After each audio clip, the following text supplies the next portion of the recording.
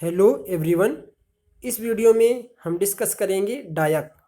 यहाँ पर डायक के बारे में सिंबल, कंस्ट्रक्शन, वर्किंग प्रिंसिपल और वीआई कैरेक्टरिस्टिक्स को डिस्कस किया जाएगा। जैसा कि हम जानते हैं, जो डायक होता है ये एक पावर इलेक्ट्रॉनिक डिवाइस होता है जिसका इलेक्ट्रॉनिक सर्किट्स में काफ़ी यूज किया जाता है। तो जो थाइस्टर फैमिली होता है, थाइस्टर फैमिली का एक महत्वपूर्ण जो मेंबर होता है वो होता है डायक। तो चलिए हम इसे स्टार्ट करते हैं। ये सेशन आपके लिए काफ़ी इम्पोर्टेंट होने वाला है और इन्फॉर्मेटिव होने वाला है। सारी चीज़ें हिंदी में डिस्कस की जाएंगी। इस वीडियो के अंत तक ज़रूर बने रहें। तो सबसे पहले हम डिस्कस करेंगे डायक क्या होता है। Diac is use for triggering of triac. Diac का इस्तेमाल ट्रायक को ट्रिगर करने के लिए किया जाता है। डायक दो टर्मिनल वाली डिवाइस होती है, दो इलेक्ट्रोड वाली डिवाइस होती है जो कि बाई डायरेक्शनल वर्क करती है। डायक एवलांस ब्रेकडाउन के घटना पे वर्क करता है। डायक में किसी भी प्रकार का गेट इस्तेमाल नहीं किया जाता है।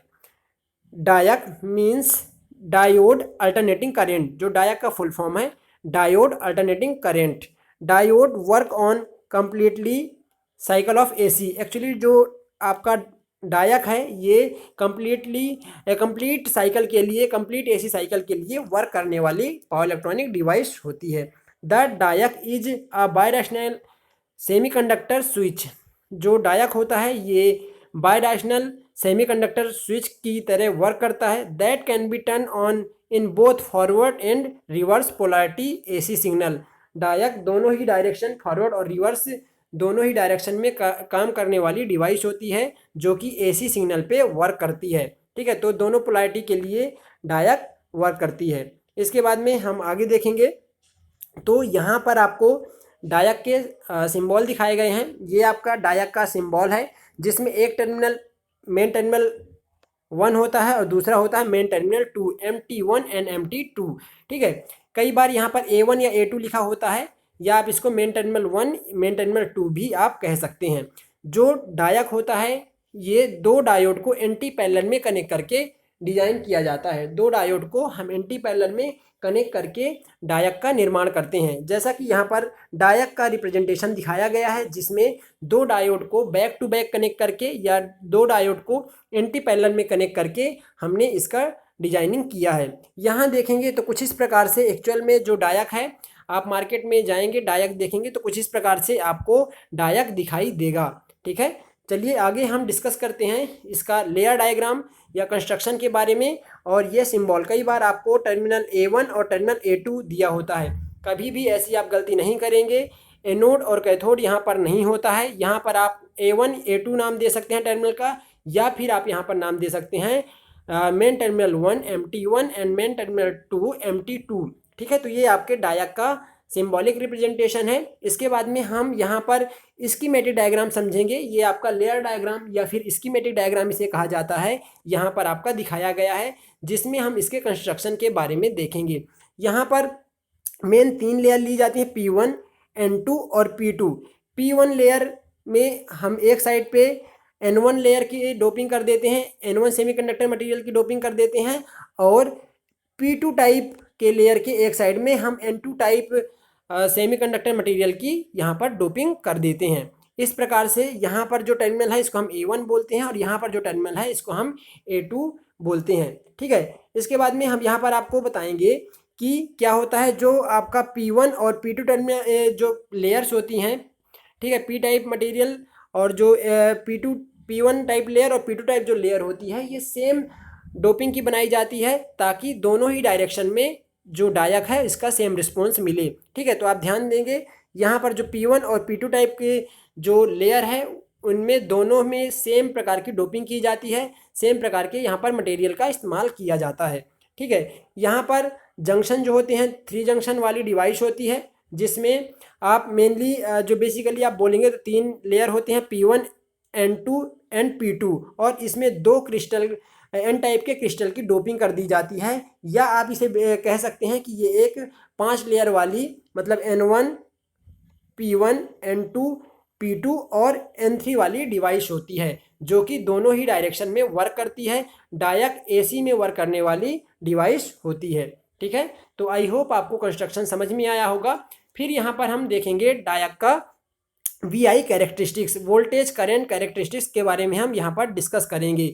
तो क्या होता है यहाँ पर कंस्ट्रक्शन में, यदि एक बार देखा जाए तो एक बार कंस्ट्रक्शन को आप समझ सकते हैं कि यदि हम A1 को पॉजिटिव सप्लाई से कनेक्ट करें और A2 को नेगेटिव सप्लाई से कनेक्ट करें, तो उस केस में क्या होगा कि जो N1 P1 का ये जो यहाँ पास जंक्शन होता है, ये जंक्शन रिवर्स बायस में चला जाएगा, जबकि P1 और N2 जो जंक्शन होता है ये फॉरवर्ड बायस में चला जाएगा। उसी प्रकार से आपका जो N2 P2 जो ये जंक्शन है, यहाँ पर बनने वाला जंक्शन, ये भी फॉरवर्ड बायस में चला जाएगा। तो इस प्रकार से हम जब A1 को पॉजिटिव और A2 को नेगेटिव सप्लाई प्रोवाइड करते हैं तो हमारा P1 N2 जंक्शन और N3 P2 junction forward bias में आ जाते हैं। इसी प्रकार से वोल्टेज के मान को यदि हम इंक्रीज करते हैं तो कुछ समय के पश्चात एक एवलांस ब्रेकडाउन की घटना घटित होती है, जिससे आपका ये जंक्शन भी ब्रेक हो जाता है।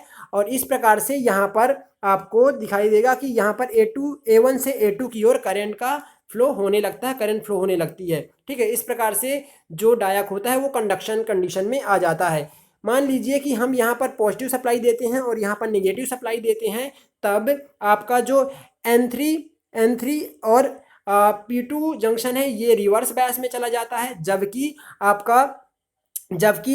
P2 N2 जंक्शन है, जो यहाँ पर जंक्शन है, ये जो जंक्शन है ये फॉरवर्ड बायस में, और P1 N1 जंक्शन जो यहाँ पर बनता है ये भी आपका फॉरवर्ड बायस में चला जाता है, जिससे इसके क्रॉस में वोल्टेज को इंक्रीज करने पर एवलांस ब्रेकडाउन की घटना घटित होती है। जिस कारण से इस सप्लाई में जब हम पॉजिटिव A2 को और A1 को नेगेटिव देते हैं तो करंट की डायरेक्शन कुछ इस प्रकार से फ्लो होने लगती है A2 से A1 की ओर। तो इस प्रकार से इसका वर्किंग होती है, इस प्रकार से वर्किंग प्रिंसिपल होती है। चलिए हम यहाँ पर डायक के VI कैरेक्टरिस्टिक्स के माध्यम से इसको समझने की कोशिश करते हैं। तो जैसा कि हम जानते हैं कि जो डायक होता है दोनों डायरेक्शन में वर्क करता है। इसकी जो VI कैरेक्टरिस्टिक्स ड्रॉ होती है वो क्वाड्रेंट फर्स्ट और क्वाड्रेंट थर्ड में इसको दिखाया गया है, जिसमें फॉरवर्ड बायस में जब कनेक्ट किया तो यहाँ पर आपको कैरेक्टरिस्टिक्स प्राप्त होती है, जब हमने रिवर्स बायस में कनेक्ट किया तो यहाँ पर आपको कैरेक्टरिस्टिक्स प्राप्त होती है।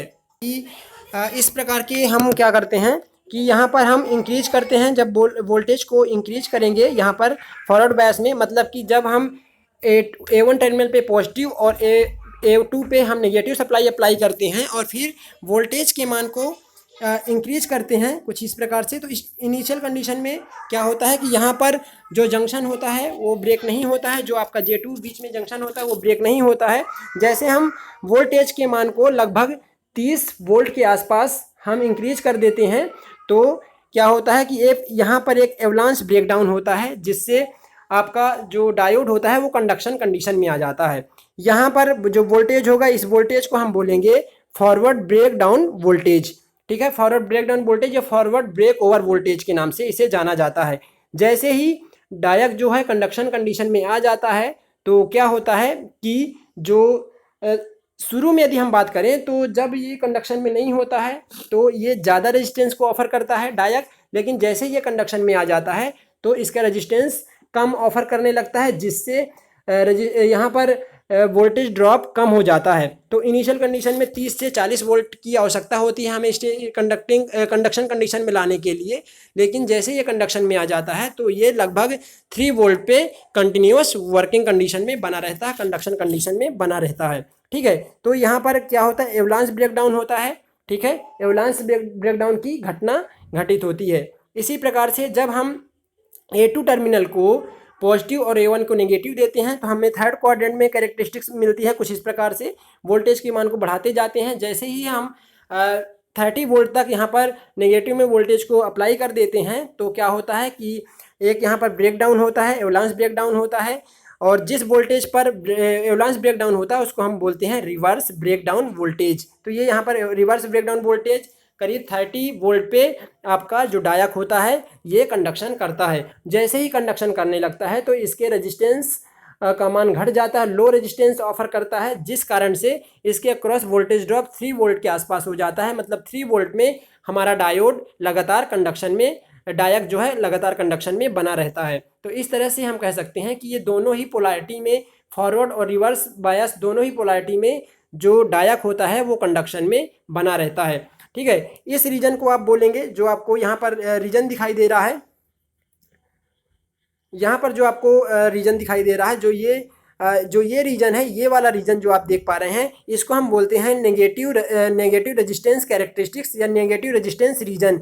क्यों इसे बोला जाता है? क्योंकि जैसे ही हमारा डायक कंडक्शन में आ जाता है तो अचानक इसका जो वोल्टेज है वो घट जाता है और करंट बढ़ जाता है। तो जब वोल्टेज घट जाता है तो वोल्टेज के घटने के कारण इसे नेगेटिव रेजिस्टेंस रीजन बोला गया, क्योंकि यहाँ पर इसका रेजिस्टेंस भी डिक्रीज हो जाता है। इसी प्रकार से जब कंडक्शन में आपका डायक आ जाता है तो इसका रेजिस्टेंस लो हो जाता है, घट जाता है। तो इस रीजन को, इस रिवर्स बायस में भी इसे नेगेटिव रेजिस्टेंस रीजन या नेगेटिव रेजिस्टेंस कैरेक्टरिस्टिक्स बोला गया है। ठीक है, आई होप आपको चीज़ें समझ में आई होंगी। यहाँ पर आप देखेंगे तो ये इसका सिंबॉलिक रिप्रेजेंटेशन दिखाया गया है। ये A1 टर्मिनल है, ये A2 है। जब हम A1 में पॉजिटिव और A2 को नेगेटिव से कनेक्ट करते हैं, A1 के रिस्पेक्ट में A2 नेगेटिव से कनेक्ट करते हैं, तो यहाँ पर आपको कैरेक्टरिस्टिक्स प्राप्त होती है। इसी प्रकार से जब हम A2 को पॉजिटिव A1 के रिस्पेक्ट में करते हैं, मतलब कि A1 को नेगेटिव और A2 को पॉजिटिव से कनेक्ट करते हैं, तो आपको थर्ड क्वाड्रेंट में यहाँ पर कैरेक्टरिस्टिक्स प्राप्त होती है। ठीक है, इसको हम टर्न ऑन वोल्टेज बोलेंगे, जो लगातार ये डायक को कंडक्शन कंडीशन में बनाए रखता है। उसी प्रकार से ये जो वोल्टेज है ये फॉरवर्ड बायस में लगातार एक बार कंडक्शन के बाद इसे कंडक्शन कंडीशन में बनाए रहता है। तो ये जो स्टेट होगी, ये जो यहाँ आपको स्टेट प्राप्त होगी, इसको ऑन स्टेट बोला जाएगा। फॉरवर्ड करंट यहाँ पर होगी और यहाँ पर रिवर्स करंट, इसको ऑन स्टेट बोला जाएगा। ठीक है, इसके बाद में हम आगे डिस्कस करेंगे। आगे आप देखेंगे तो ये आपको बताया जाएगा यहाँ पर डिफरेंस बिटवीन SCR डायक एंड ट्रायक। तो डायक का जैसे कि ये सिंबल आपको बनाया गया है, इसमें एक गेट होता है, कैथोड और एनोड होता है। ये एनोड है, ठीक है, ये कैथोड है, और ये आपका यहाँ पास क्या होता है, गेट होता है। 3 टर्मिनल और 4 लेयर वाली डिवाइस होती है। जबकि जो आपका डायक होता है, डायक जो होता है, इसमें 2 डायोड को एंटी पैरेलल में कनेक्ट करके बैक टू बैक कनेक्ट करके बनाया जाता है। इसमें 2 ही टर्मिनल होते हैं, MT1 और MT2, मतलब मेन टर्मिनल 1 और मेन टर्मिनल 2। इसी प्रकार से जो आपका ट्रायक होता है, ट्रायक, इसमें 3 टर्मिनल होते हैं, मेन टर्मिनल 1, मेन टर्मिनल 2 और एक गेट। ठीक है, तो इस प्रकार से आप इसे समझ सकते हैं। जो डायक होता है, डायक को बाई डायरेक्शनल थायरिस्टर डायोड के नाम से भी जाना जाता है। डायक को बाई डायरेक्शनल थायरिस्टर डायोड या फिर इसे गेटलेस ट्रायक भी कहा जाता है। ये गेटलेस ट्रायक होता है क्योंकि जैसे कि ट्रायक में हमने देखा कि ट्रायक में मेन टर्मिनल 1 और मेन टर्मिनल 2 होते हैं, मेन टर्मिनल 1 एंड 2 होते हैं। उसी प्रकार से यहाँ पर भी main terminal 1 and main terminal 2 होते हैं, लेकिन यहाँ पर क्या होता है कि गेट नहीं होता है। ठीक है, तो इसको गेटलेस ट्रायक के नाम से भी हम जानते हैं। ओके, इसके बाद में हम इसके एप्लीकेशन की बात करेंगे। तो जो इसका एप्लीकेशन होगा, the diac is widely use to trigger off triac when used in AC switches. जब हम ट्रायक को एज AC स्विच इस्तेमाल करते हैं तो डायक को ट्रिगरिंग सर्किट की तरह ट्रिगरिंग के लिए इस्तेमाल किया जाता है। मतलब कि ट्रायक को ट्रिगर करने के लिए हम डायक का इस्तेमाल करते हैं। ठीक है, सेकेंड इसका एप्लीकेशन है, diacs are used in heat control circuit. जहाँ पर हीट कंट्रोल सर्किट होता है, ठीक है, हीट को कंट्रोल करना होता है, वहाँ पर हम डायक का इस्तेमाल करते हैं। ठीक है, तो हीट कंट्रोल सर्किट में डायक का इस्तेमाल किया जाता है। Also used in starter circuit for fluorescent lamp. Fluorescent lamp के स्टार्टर सर्किट में भी डायक का इस्तेमाल किया जाता है। ठीक है, तो फ्लोरोसेंट में स्टार्टर में जो इस्तेमाल किया जाता है वो डायक का हम इस्तेमाल करते हैं। Okay, thank you.